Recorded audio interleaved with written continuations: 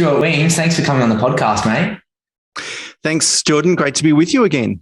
No, it's always very much my pleasure, mate. I'm probably your number one fan of your podcast. I wish you could get like rankings on people that listen to your podcast, but I've been a big fan for 2 or 3, maybe 4 years now. Even I don't know, since I started listening to podcasts. Really, I haven't missed an episode, and I'm not ashamed to say that because you're probably one of the only people. Oh, there's a few people in the industry, but you're very consistent and your philosophy always stays the same, and you're very strong's probably the wrong word, but you just, you're fact-based, you're evidence-based, you get to the point, you make sure that the things that you say are relevant and up to date. So, mate, I very much appreciate everything that you do, and you've definitely had a massive impact on my journey. So thanks for doing so. That's very kind of you to say, Jordan. I mean, it does take a lot of effort to I guess, think of the topics and then, make sure they're considered. And my wife, to her distaste, is forced to read every blog that I write, which is obviously then every podcast. And she said to me the other day, about 2 weeks ago, actually, "Oh my God, Stuart, they're all sounding the same." And in a way, I guess, I try and make sure that the theme or principle behind each episode is different, of course. But, the reality is the fundamentals are the same. And I think as human beings, we tend to take what seems like a complex situation or challenge or question, and we search for a complex solution, whereas, we make it a lot more difficult than it needs to be. And I think investing is simple but not easy. It's simple because, there's some sound sort of fundamental rules-based, evidence-based sort of simple fundamentals that are based on just basic maths, for example, and basic logic. So it's really, it's simple, but it's not easy because I think as human beings, we make it more difficult than it needs to be. So anyway, I'm prattling on, but I appreciate the feedback. No, you're bang on. And I think there's like this underlying want to it to be difficult or want to be, interesting or something. But, investing's boring. And if you stick to the fundamentals and, the same approach that you always do, evidence-based, and it's factual, and you've done your calculations and formulas, and obviously you've got years of experience and personal experience as well. It's not like you're just doing this for clients. You've got your own journey and your own portfolio, but Yep. You've had that time to sort of see the markets and see them shift and see them change over time, where I think, a lot of the much younger generation, and even myself in my 30s now, it's still, this is the first time where I've been interested in property where interest rates are going up. And, it's one of those things where it's quite normal a long time ago. And, there's times where interest rates are at 18%, and it was normal for interest rates to go up and down every month, or, whenever the RBA caught up. And it's just something that people under 30 probably haven't seen before. And so it can be quite scary. And so when you take that sort of evidence-based approach, I think one of my favorite charts in the industry is something that you put together with, I think it was like points in history where interest rates have moved up and down and how property prices have moved up and down with them. And it just blows everything else out of the water in terms of media headlines and everything. You can fearmonger and you can pump or pump down or say anything about the market, but it really is that evidence-based approach to say, well, actually, here's the data. Here's what actually happened. Don't lose your head. But I really appreciate it, mate. Anyway, good. Onto property itself.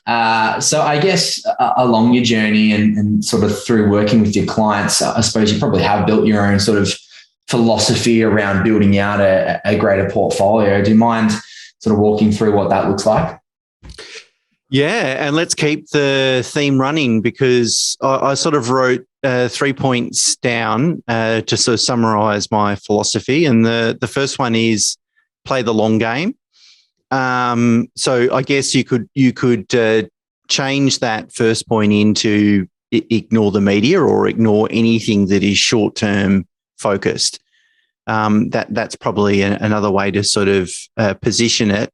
So I guess when we think about property, and being in the industry for more than 20 years, I find it still tempting to get sucked into the hysteria of the day, or the narrative of the day, that inflation is going to get out of control, or interest rates are going to be much higher, or Maybe property will drop 20%. Maybe it's different this time.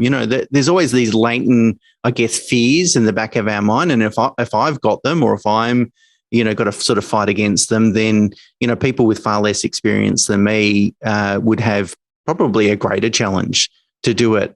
So it is challenging. And I guess, again, that's why I said investing is simple but not easy.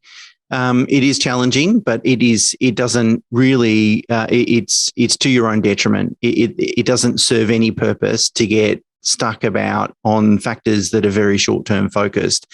And that's particularly true with property, because really, given transactional costs and the amount that we're investing in one lump sum, the only way to really look at property is a long-term investment. So if I'm going to buy a property today and I'm going to hold it for 10 years, and even if even if I'm really impatient, let's say 5 years plus. So if I'm going to hold it for that period of time, then really what I need to ask myself is, what will drive my returns over the next 5 to 10 years? And will inflation matter? Inflation matters a lot today, but maybe inflation won't even matter next year. Well, probably will, but certainly maybe not the year after that. So I think what we'll find, or what most people will find, and it's a double-edged sword sometimes, there can be, people can be a little bit overambitious with property and predictions as well.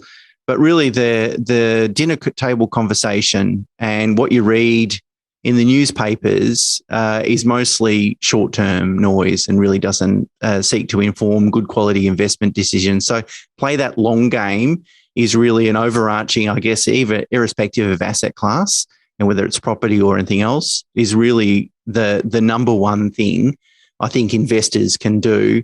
And it really does help. I mean, it helps sort of, you say, okay, this is worrying, this is, bad news in the newspaper today. And then if you ask yourself, is it going to matter in a couple of years' time? No, it tends to be the answer. And great, you can get on with your day and you don't need to worry about it. So I think it helps. The second point I wrote down was buy land in high demand locations. Really simple, stupidly simple maybe in terms of to say that, and probably obvious too. But really, at the end of the day, if I can own as much land as I possibly can in a location that benefits from the highest possible demand, in a location where supply is finite. I mean, supply of land is finite everywhere in the world. The world's not growing, of course, but I'm talking in terms of the ability to build on that land, and I guess the proximity of vacant land. I don't really want any vacant available land really in 10 or 15 Ks radius of where I'm investing. So that'll create finite supply. Then all I need to worry about is the demand side. So, over the next 5 to 10 years, will demand be growing? And let's invest in locations where demand is growing the fastest. And importantly, I want demand to be underpinned by a demographic of people that can afford to pay more, can always afford to pay more. Because, that's otherwise you get caught up in the macroeconomic discussion of income, Australia's average income versus Australia's average property price. Now, of course, if incomes don't rise, then property prices really can't rise by an increasing rate sustainably for the long run. There's no doubt about that. But that doesn't matter. That doesn't really inform us about what's happening in investment grade locations.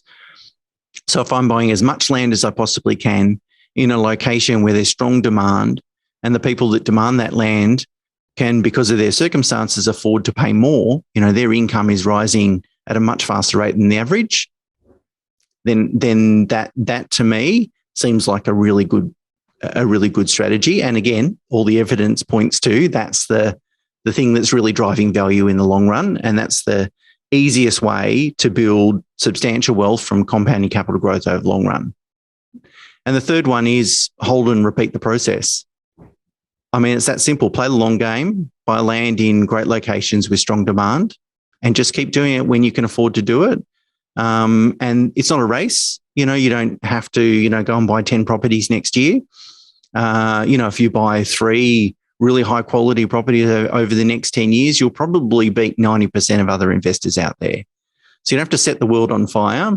You don't have to reinvent the wheel. You don't have to, be smarter than the average investor. In fact, I'd say intelligence sometimes is a impediment when making investment decisions because we overthink things.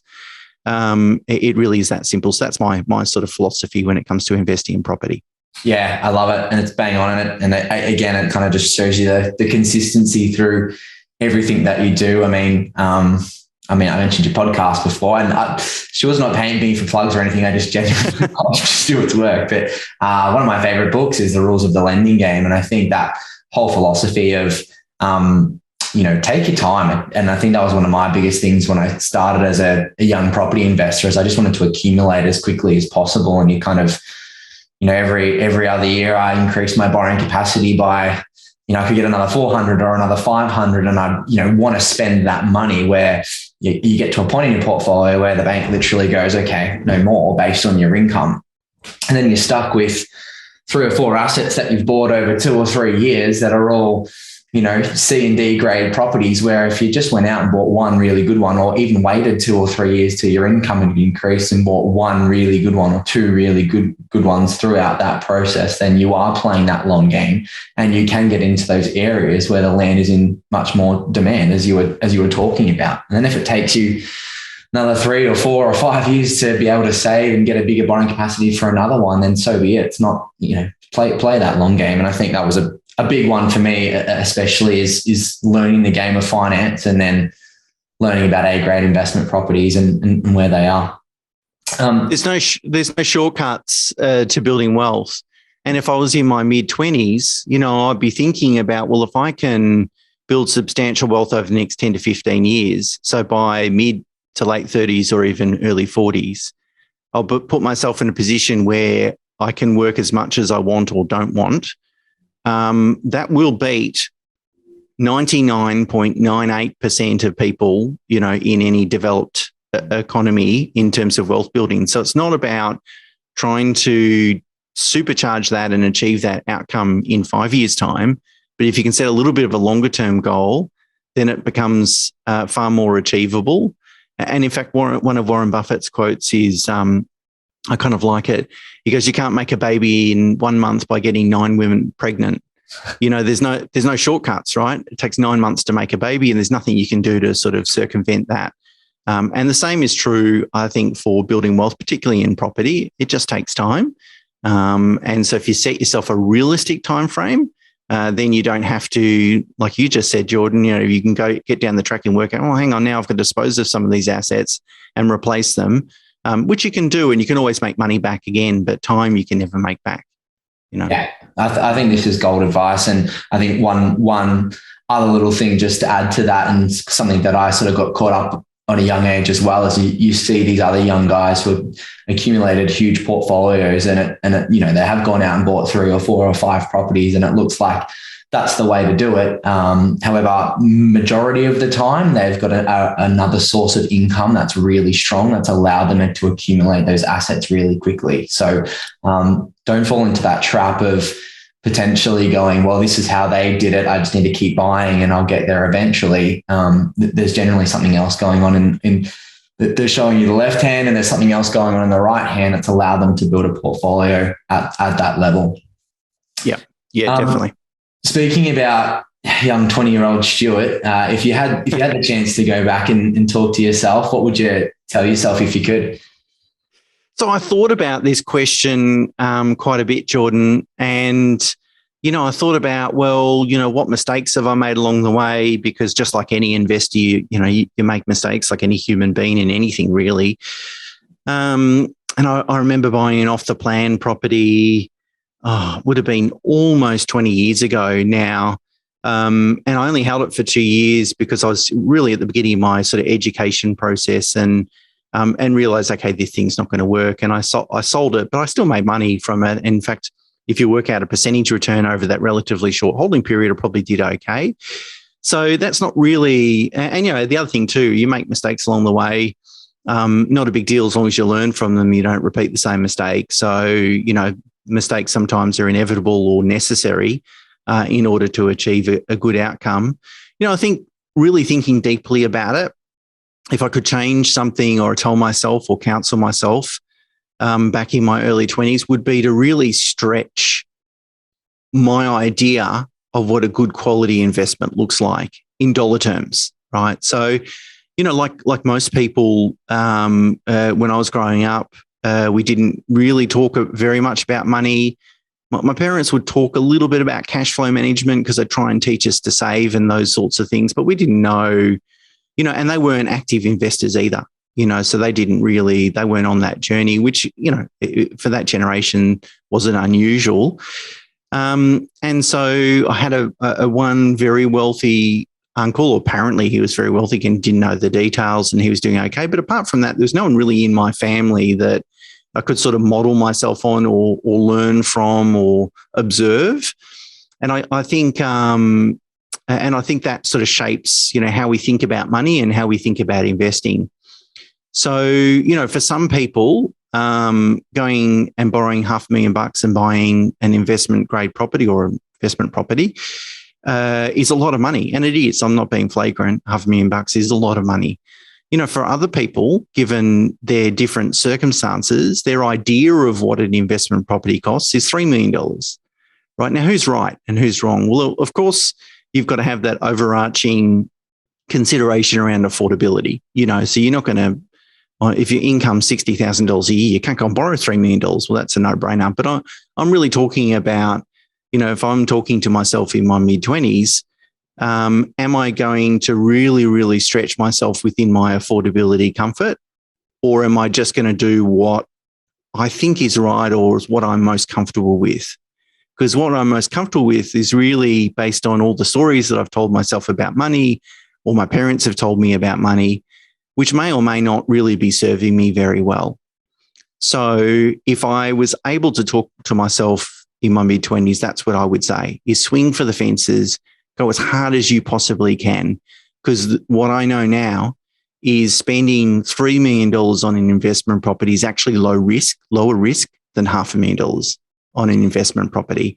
And in dollar terms, if I enjoy a 6 or 7% compounding capital growth return on a $3 million investment in dollar terms, that's a tremendous result.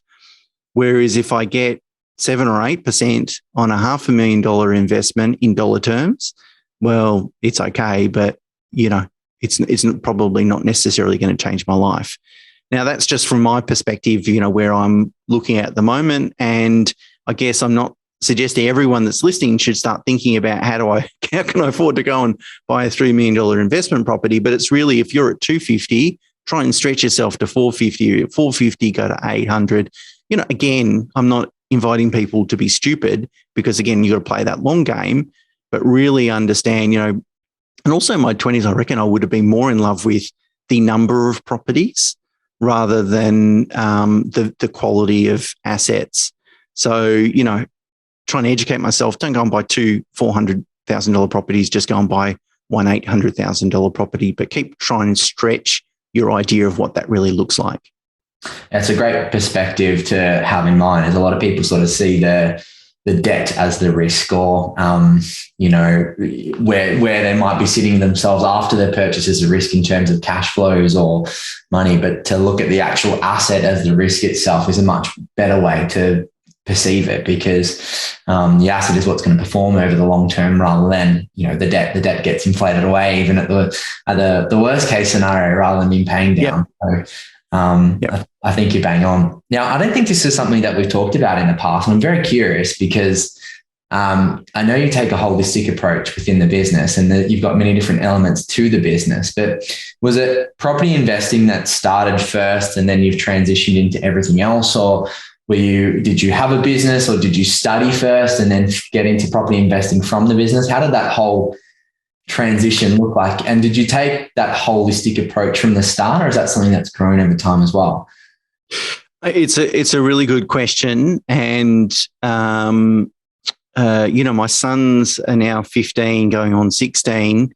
And so they're getting to like a really important next 10 years, I guess, of really finding, what on this planet they're going to be interested in doing. So, I really hope that they find something that they really connect with and work that they, really enjoy. And maybe, me telling this story, people can kind of not necessarily or take a different approach than what I did, because now, you only learn what you learn, I guess, along the way. But I always had a really strong, passionate connection with independent financial advice. That people could go along, speak to someone that had deep experience and knowledge, and be treated as if they were like family members. Like, Jordan, if you came to me and you were my brother, what would I tell you to do? That sort of situation. And so, starting my career in sort of late 90s through the 2000s, it was just, particularly in financial advice, I mean, there was nothing about independence, or it was all about, how the advisor, it was all about self-interest, how the advisor could earn the most amount of money, essentially at their client's detriment. And nothing would really piss me off more than hearing stories of people getting ripped off or being told, really shit things. And so that was inside me really from the beginning of my career, I think. But the reason I decided to start a business is that, like many people back then, probably read the book Rich Dad, Poor Dad by Robert Kiyosaki. And, his overarching sort of strategy was, start a business, a business that can generate a quality level of cash flow, use that cash flow to buy property, build personal wealth. And so that was really the thing that promoted me to do that, to start Pro Solution. And so we started doing purely just mortgage broking. And the reason it was that the industry was just growing, it was at its infancy. In fact, when I started, you had to explain what a mortgage broker did and why someone would actually go to a mortgage broker and so forth. And, that was the strategy, build something that was going to generate, decent profit and invest in property. And then it took me probably, it would have been the first 10 years, 5 to 10 years to really work out, okay, this is working okay, but let's do something that I'm more passionate in or about, I should say, which is really financial advice. And that's when we got our own AFSL and started doing, fee-for-service financial advice. And now I'm in a situation where, the only reason I come to work is to do work that I'm proud of, and not for the money. Thankfully, I'm in a situation where I don't have to do that, but really it's about connection with the work. And I think it's true in lots of things in life. If we're doing it just solely for the sake of money, it doesn't work nearly as well. So if we've got a greater connection, even with building wealth, I give you $10 million tomorrow. What does that actually really mean for you and your family and your situation? And, you read those studies of people that win on Powerball or whatever, and 3 years later, they don't have any money. So money doesn't really, we like to tell ourselves the story that money will change everything. But the reality is, it certainly helps, but it's not necessarily the complete answer. So really, and that's where I became very interested, obviously, in property. You get to, seeing thousands of mortgage broking clients, you get to see the good, the bad, and the ugly, the people that have done really well, the people that haven't done so well. And it really does encourage you to replicate it. And I guess, as I spoke about before, push your ideals of what a safe borrowing limit is, because they're really just numbers at the end of the day. It's income less expenses. As long as it works and and you've thought about your downside risk, then off you go. The rest is really just emotions, and which aren't really that helpful. So I would say, people that want to follow their passion in property, it's a double-edged sword. Passion is great because it means you're all in and you're going to be on the hook, and you're probably going to be really concerned about the quality of the product or advice or service that you're offering, which is great. The flip side, though, is that sometimes if we get too drawn in by our passion, which I've done over the years, we don't really think about the economics and building something that is sustainable. And I know it sounds ridiculous, but, some of the mistakes that I've made in business, and they weren't mistakes per se, because certainly it wasn't at the detriment of my clients. It was at my own personal detriment, is I've always, put the client first, client at the absolute center, which is absolutely right. But there's no point in doing that if you can't build a sustainable business around it, because you just won't be around there to help that client. So I think being passionate is great, but at the end of the day, it's about a fair exchange of value as well, in order to build a sustainable business so that you can achieve your personal goals. Yeah. Yeah, I think that's a great way to put it. It's it's like paying for what you can pay for it. You go to a $2 store and get a $2 broom, or you can go to Bunnings and get a $15 broom that's going to last you forever. So I completely understand where you're coming from and what you're trying to say there. I think, what you provide for your clients is a holistic approach, is and the time that you can give them through that passion has allowed you to build the business at where you are. And yeah, economically and business wise, it might have been difficult at times, but I also believe it's probably part of why you have been so successful in your business as well, is because you do actually provide your clients that time and consistency and give them value rather than churn and burn. So I think that's a massive one. And thanks for sharing. I think it's some of it's probably pretty personal, but I was always pretty curious around that holistic approach of things as well. Yeah, and I think the other thing too, Jordan, is it's really good that I think resonates with people is that, we tend to think, I think deeply about my clients' issues and situation and strategy and so forth, but really we sit with our own challenges a lot longer, and we think a lot deeper about them as well. So there's a lot of things that my clients might be doing or contemplating that I've already done before or contemplated before. And I think that really, so we kind of get to share those experiences, personal experiences that you're very deep in and committed to yourself, and then thousands of clients over the last 20 years. And so you get to use the benefit of that experience. So I think if it's something that you're interested in, you're doing yourself, if you're eating your own cooking, then it's, I think it then resonates with clients as well, and clients ultimately benefit from that.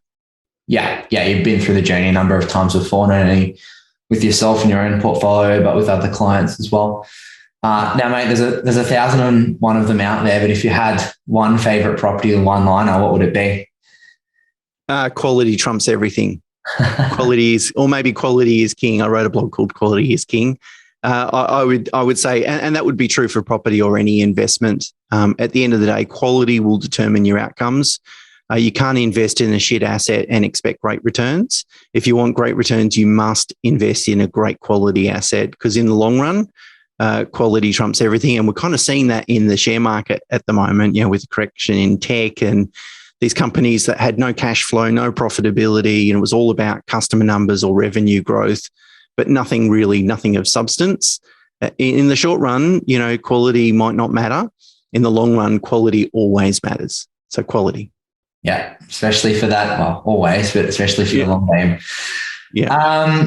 Stuart, it's always a pleasure, mate. Thanks for sharing your insights. It's short and quick today. We get all the gold and then let you on your way. But thanks for coming on, mate. Thanks, Jordan. Been great.